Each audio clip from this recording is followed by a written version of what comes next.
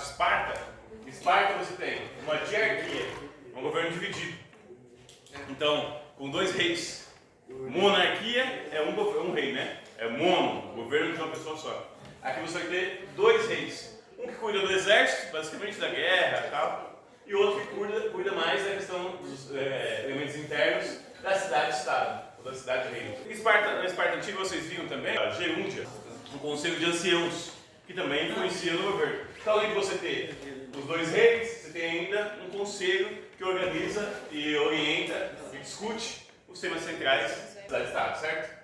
Na Roma Antiga, dizia que Roma passou por três fases, né? A primeira fase é a monarquia, que dura de 753 até 509 a.C., é uma fase monárquica. Mas nessa fase monárquica de Roma, ela já tem um senado.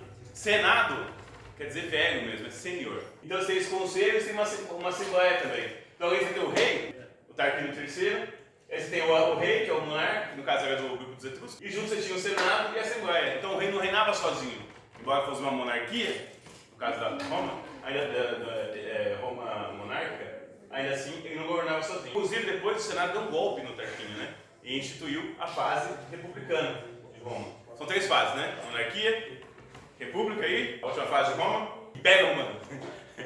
Império Romano. Aí na monarquia, na República Romana, república quer dizer res pública, coisa pública, ou coisa do povo. Você tinha uma divisão já, magistrado, cônsul e senado. Então tinha esses poderes divididos já, certo? E cada um com funções diferentes. O magistrado fazia leis, aplicava leis. O cônsul organizava o exército, julgava crimes e representação externa. Enquanto o senado administrava as contas públicas. Então você vê que a ideia de divisão dos poderes é uma ideia antiga. Ela existe em vários tipos de governo, certo? Só que cada um com uma determinação social e histórica diferente. No caso da divisão do Estado moderno, um dos caras mais conhecidos desse debate foi o Montesquieu. O Montesquieu ele vai sugerir a divisão do Estado, do legislativo e do judiciário. Porque quando você tem uma monarquia absoluta, o que o rei faz? O rei faz as três funções juntas, certo? Então, se isso acontece, qual é o problema disso? O problema disso é que não tem espaço para contraditório. Não tem direito à defesa. O rei vai lá, te julga, ele faz as leis, ele aplica as leis, certo? E ele administra os recursos públicos. É tudo centralizado numa pessoa só. Aqui não. Aqui tem um princípio de contrabalancear o poder, certo? Então o executivo, que no caso aqui, no nosso caso, é o presidente. O presidente administra, certo? Ele pode propor leis. Aqui tem o legislativo, que no caso é a Assembleia dos Deputados Federais, que está no Congresso Brasileiro, cria as leis, revisa, vota, inclusive aprova ou reprova as leis propostas pelo presidente. E você tem o judiciário aqui, no caso que é o STF, que vai dizer se aquela lei votada ou proposta tem ou não tem legalidade. E isso, rolou esse debate. Na Assembleia dos Deputados, né, no Congresso dos Deputados Federais, eles estavam negando a legalidade do porte de drogas, né? E o Judiciário estava a favor. A Judiciário aprovou que não, determinada quantidade, determinado porte, né, tal, e você não vai preso. Aí, agora o Legislativo caçou. Outro elemento, marco temporal. Lembra a questão do marco temporal? Tem a demarcação das terras indígenas e foi conquistado uma série de coisas. Em 88, as terras indígenas, algumas foram demarcadas. Aí demarcaram essas terras. Tá bom, então tem território deles. E de 88 para cá, até hoje, eles conquistaram várias outras terras. Conseguiram provar que aquela terra era indígena e conseguiram o direito de propriedade delas. E aí os caras queriam voltar. A Assembleia, o Congresso, decidiu que podia voltar às marcas anteriores, lá de 88. E tudo que foi conquistado de terra pelos indígenas de 88 até hoje ia ser devolvido para a União, ia ser rifado, ou igual. Como se reconhece a terra indígena, se é do índio ou não? É pela ancestralidade, aí que se terra indígena, tem uma série de coisas que comprovam que aquela terra era indígena e foi invadida. Aí o cara foi, os índios foram lá e conseguiram provar que a terra é deles. Depois de 88. Conseguiu provar que a terra é deles. Aí beleza, aí o Estado foi lá e reconheceu e titulou a terra. Tá bom, você quer um território indígena, não, território indígena e tal. Não, eles conseguiram o título das terras. Eles conseguiram o título das terras. E aí os caras voltaram para tirar esses títulos. Só que quando chegou no STF, barrou. Não podia tirar a terra dos indígenas, porque foi tudo feito dentro da legalidade. As formas de governo, aqui estou destacando duas, né? A monarquia e a república. Certo? Duas características principais. O Brasil teve uma votação acho que daqui 2, que votou se o Brasil queria ter um plebiscito, e votou os brasileiros se queriam ter uma monarquia ou uma república. Acredita nisso? Quer dizer, um plebiscito. Mas assim, se eu voltar à monarquia, aí no Brasil segue o plebiscito, aí perdeu, né, a monarquia. E teve muita gente votando na monarquia, falando, pelo menos é bom, porque você tem uma pessoa só para roubar, vai ter uma pessoa só. Olha como aqui na democracia é muito cargo, muita gente roubando. Mas é uma besteira, porque mesmo quando você tem democracia, mesmo com monarquia, você tem a camada dos nobres, certo? Vocês viram isso já, estudando a Revolução Francesa? Tem a camada dos nobres, tem a família do rei, tem os parentes do rei, tem o marquês, conde, e uma série de gente vai ganhando títulos. E vai espalhando os recursos do Estado, porque o Estado com um monte de gente.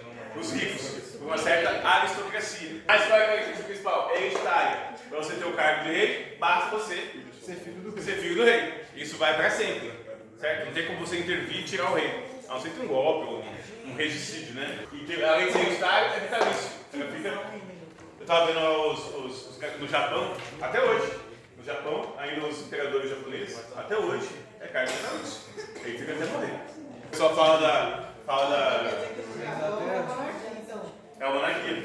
Agora na república, qual é a vantagem da república? E veja, aqui os dois sistemas, tanto a república como a democracia surge na Grécia, né? E o sistema democrático da grego era baseado em que todo cidadão ateniense tinha o direito de votar. Atenas era uma cidade-estado, daquele conjunto, todo cidadão podia votar. Mas, para você votar, você tem que ser homem, livre e cidadão ateniense. Se você fosse mulher, se você fosse escravizado, se você fosse estrangeiro, mesmo que fosse radicado lá, você não podia votar. E menor de 18, 22, 18, então, era uma coisa escravista. Metade da sociedade, metade da população é escrava. Então, a democracia é escravista. Eu já vi gente falar assim, que bom, se a gente fosse igual a democracia grega, e todo mundo podia votar. Mentira. É muito pior que hoje. Parece que era 6% da população que realmente votava, 6%. Mas na República, o que é de bom? Que veio lá da esfera romana. O que a gente tem no Brasil hoje é uma mistura. A gente tem uma democracia grega e a República Romana.